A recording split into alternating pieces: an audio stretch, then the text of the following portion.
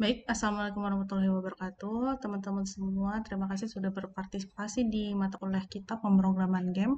Di sini Mbak Dian akan menerangkan bagaimana sejarah serta perkembangannya pemrograman game sampai saat ini, bahkan di bidang industri, bahkan sampai di bidang profesi. Nah, di sini teman-teman bisa lihat ada 8 sejarah game dari generasi yang pertama.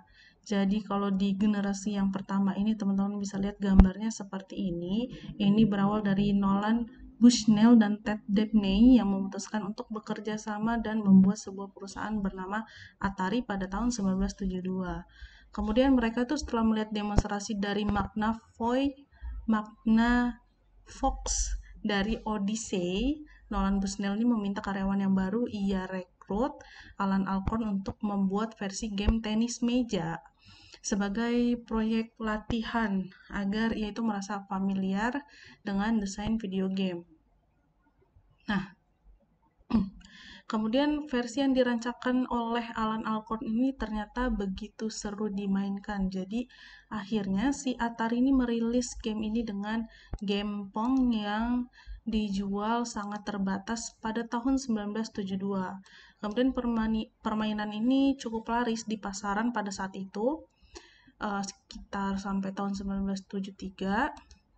Lalu mereka ini membuat beberapa rilisan game terbaru, ada namanya Tank, Wheels, Gunfight, dan Sea Wolf, itu sampai tahun 1976. Kemudian Wheels dan Gunfight dilisensi oleh perusahaan Jepang, yaitu perusahaan Taito Trading Company. Kemudian penetrasi video game ini merambah ke Jepang. Lalu pasarnya jadi menanjak ketika Taito Trading Company ini mengenalkan Space Invaders pada saat itu. Jadi kalau teman-teman lihat di gambar ini, Magnavox Odyssey itu nggak pernah dikenal di publik karena teknologinya itu jadul. Kemudian di pertengahan tahun 1970-an, Game Ball and Paddle itu sangat di dinilai sangat berkembang microchipnya. Jadi dia digabungkan pada produk rumahan. Kemudian Atari ini masuk pasar rumahan pada tahun 1975 dengan sistem chip tunggal bernama Home Pong yang dikembangkan oleh Harold Lee dari perusahaan mainan bernama Coleco menggunakan chip LSI untuk membuat konsol game bernama Teslar. Nah, inilah jadinya. Dia bentuk dari game Teslar itu seperti ini. Kemudian kita lihat di sejarah game yang kedua, singkatnya aja ya. Jadi ada terobosan video game itu sebenarnya ada setelah Atari meluncurkan salah satu game populer dari Taito, Space Invader untuk VCS. Nah, penjual Atari pun ini sangat sangat ingin mencapai keuntungan yang melimpah. Bahkan saat itu katanya sampai 119 juta dolar pada tahun 1980-an. Kalau tadi generasi yang pertama 1970-an, ini udah mulai masuk ke 1980-an. Kemudian dia ini penjualannya sampai mencapai 840 jutaan dolar Amerika. Kemudian sukseslah si Atari ini memproduksi produk lanjutannya. Kemudian mereka meluncurkan game konsol yang lebih canggih pada saat itu, yakni dengan sistem 8 bit dengan nama Atari 5200. Kemudian ada sejarah game yang ketiga. Di sini kita udah masuk ke 8 bit. Nah, industri game ini pada saat itu mengalami kejatuhan pada tahun 1983-an ya. Nah, sedangkan di sisi lain salah satu perusahaan game di Jepang itu menciptakan konsol gaming bernama Nintendo Entertainment System. Mungkin teman-teman udah familiar sama yang namanya Nintendo, atau mungkin enggak ya, mungkin di zaman Badian yang lebih familiar dengan Nintendo karena waktu itu sempat pegang juga. Kalau nama lainnya dia Famicom. Kemudian di generasi ini konsol-konsol gamenya itu umumnya menggunakan gamepad atau joypad. Jadi pada generasi inilah mulai muncul yang namanya gamepad atau joypad. Kemudian dengan penggunaan controller ini jadi lebih populer di kalangan masyarakat. Kemudian joypad ini mengalahkan controller klasik seperti joystick, keypad, dan juga pedal seperti generasi-generasi sebelumnya. Lalu beberapa game RPG ini seperti The Legend of Zelda, Final Fantasy, Dragon Quest, dan lainnya itu mulai dikenal oleh masyarakat. Masuk ke generasi keempat itu udah mulai ke 16 bit. Jadi pada tahun 80-an itu Nintendo mengalami kesuksesan ya dari Famicom. Maka mereka ini meraup untung bukan ratusan juta dolar lagi, tapi sudah masuk ke angka miliaran dolar Amerika Serikat. Dan di samping itu, perkembangan teknologi video game ini pun semakin meningkat. Jadi di sini muncul generasi keempat dengan teknologi 16 bit. Nah, di konsol game ini bernama TurboGrafx 16 karena dia pakai 16 bit itu. Kemudian penjualannya pun cukup baik. Cuman mereka kurang merambah ke pasaran Amerika dan Eropa. Nah, bentuknya dari TurboGrafx 16 ini seperti ini. Kemudian masuk generasi kelima itu 32 bit dan 64 bit. Ini ada di tahun 90-an, bergeser dari tahun 80-an, kita masuk ke tahun 90-an, itu transisinya besar-besaran dalam teknologi video game dan dilakukan terutama pada grafis nih. Nah, bersama dengan itu di generasi keempat ini, Atari lagi, masih dengan Atari ini mencoba peruntungan lagi dengan meluncurkan Atari Jaguar pada tahun 1993. Nah, langsung aja kita lihat. Jadi mereka ini merilis konsol game yang bernama 3DO Interaktif Multiplayer. Nah, cuman Atari ini gagal lagi memperoleh penjualan yang baik. Jadi muncullah Sega Saturn, Sony PlayStation, dan juga PC FX itu sebagai pemain baru. Jadi Sony dan PlayStation-nya ini mendapatkan penjualan yang sangat baik. Mungkin teman-teman ada yang pernah tahu juga ya dengan PlayStation-nya ini mulai berkembangnya. Mungkin kalau ke Indonesia mulai merambahnya di tahun 2000-an mungkin ya. Nah, kemudian konsol ini bisa dibilang sebagai salah satu konsol dengan penjualan terbaik sepanjang masa. Teman-teman mungkin udah pernah lihat atau pernah main juga bentukannya ini seperti ini. Kita masuk ke generasi yang keenam, singkat aja Mbak Dian kasih tahu. Jadi dia ini muncul di tahun 1998. Nah, jadi konsol ini menampilkan grafis yang jauh lebih baik dibandingkan dengan konsol 32 bit dan 64 bit. Tapi dia juga menghadirkan dukungan internet untuk bermain secara online. Jadi dia ini dikeluarin oleh Sega Dreamcast. Gamenya ini sangat inovatif. Kemudian si seri Shenmue ini dari seri Sega Dreamcast-nya ini mencoba menggunakan seluruh kemampuan yang dimiliki Dreamcast ini untuk menyuguhkan dunia luas atau open world untuk nge-up si generasi ke-6 ini. Jadi disinilah Nintendo, GameCube, dan juga Microsoft Xbox itu lahir. Kemudian masuk ke generasi ke-7. Generasi ke-7 ini dibuka oleh Nintendo dengan konsol handheld. Jadi dia bernama Nintendo DS. Lalu dia ini diikuti dengan Sony juga perkembangannya dengan PlayStation Portable-nya. Di sini ada gambarnya. Kemudian jadi ada dua pesaing ini yang memiliki nilai jual yang berbeda. Tapi Sony ini tetap menjual segi grafis yang didukung dengan spesifikasi yang powerful. Sedangkan kalau yang Nintendo ini hanya menawarkan gameplay yang lebih interaktif aja.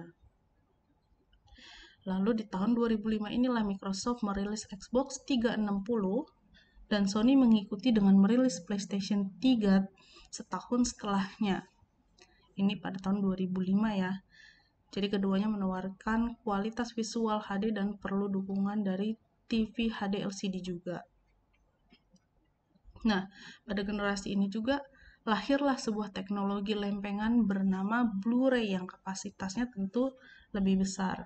Yang terakhir di generasi ke-8, jadi Nintendo ini ingin melanjutkan kesuksesan NDS dengan merilis 3DS yang hadir dengan teknologi baru yaitu auto stereoscopic 3D untuk memproduksi sebuah efek 3D di layar. Kemudian Sony ini merilis konsol handheld juga. Kemudian ini dinamakan dengan PlayStation Vita. PS Vita ini dia mengusung layar OLED juga yang 5 inci dan menghadirkan koneksi Wi-Fi. Dan disinilah mulai muncul NDS dan Sony juga kembali melahirkan PlayStation 4 dengan teknologi yang gak kalah keren juga. Lalu dia ini memanfaatkan resolusi Full HD. Kalau sebelumnya HD, sekarang sudah mulai Full HD. Nah, Microsoft pun gak mau kalah, dia ngeluarin Xbox One. Setelah itu, Nintendo juga melahirkan lagi konsol gaming dengan Switch yang jauh lebih menarik. Bahkan sampai sekarang kita bisa lihat perkembangannya kalau game ini itu terus berkembang dan gak pernah ada berhentinya, teknologi yang semakin maju dengan beberapa lembaga perusahaan yang terus berinovasi untuk mengembangkan pemrograman game ini.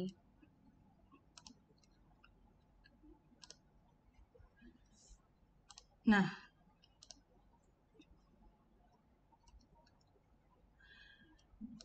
salah satu peran yang paling penting dalam industri game ini adalah game programmernya. Jadi tanpa programmer sebenarnya sebuah game itu nggak akan bisa terwujud, teman-teman.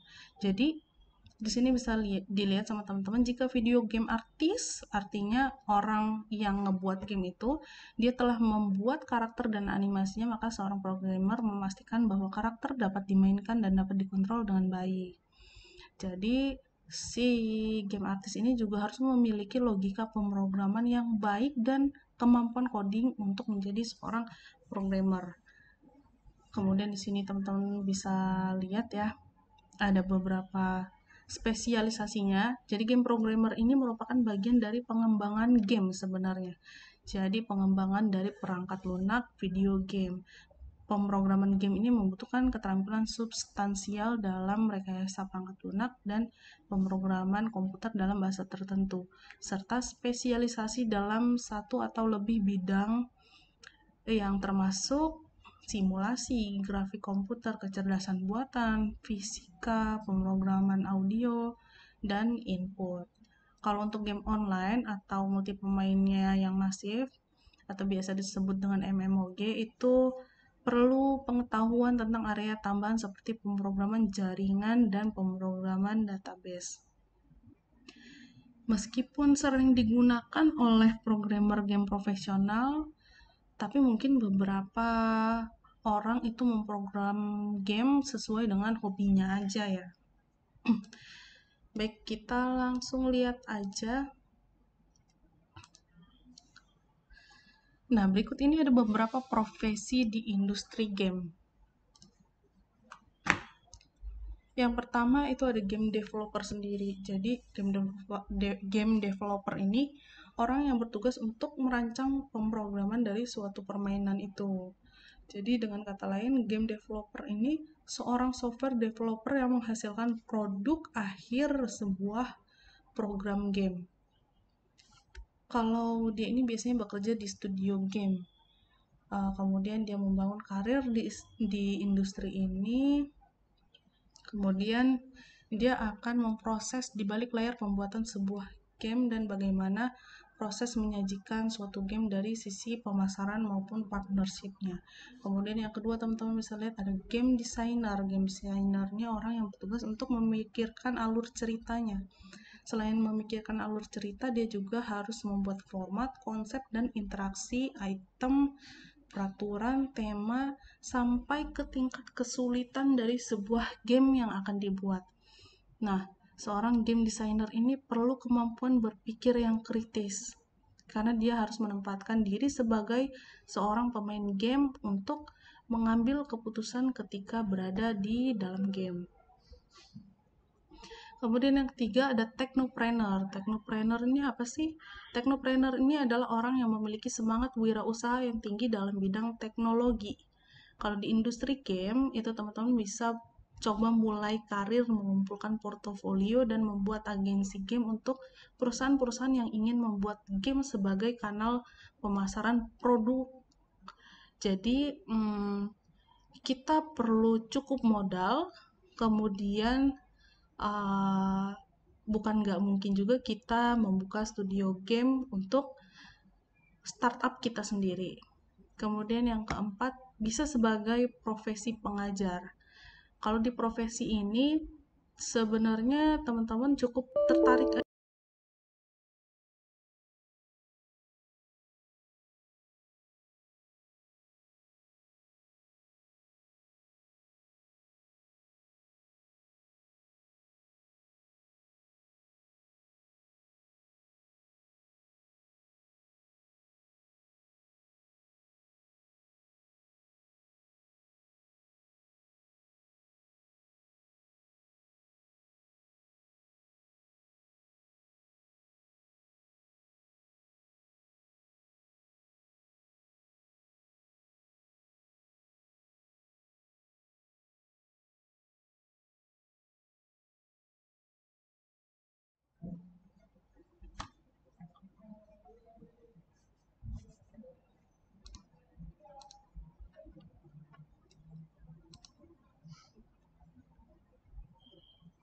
simpen.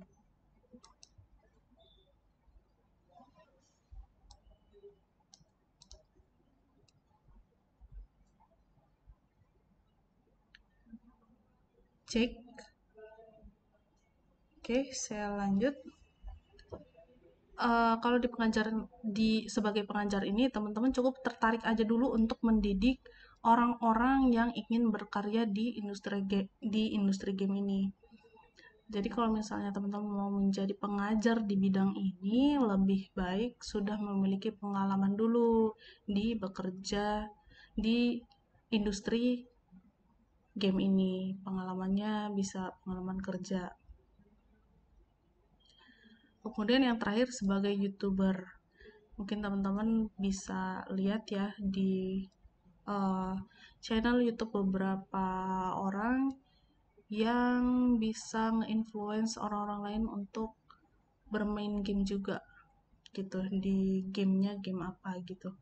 Jadi sebagai orang yang tertarik dengan dunia game, gak ada salahnya sebenarnya kita itu membagikan keseruan ketika menciptakan game.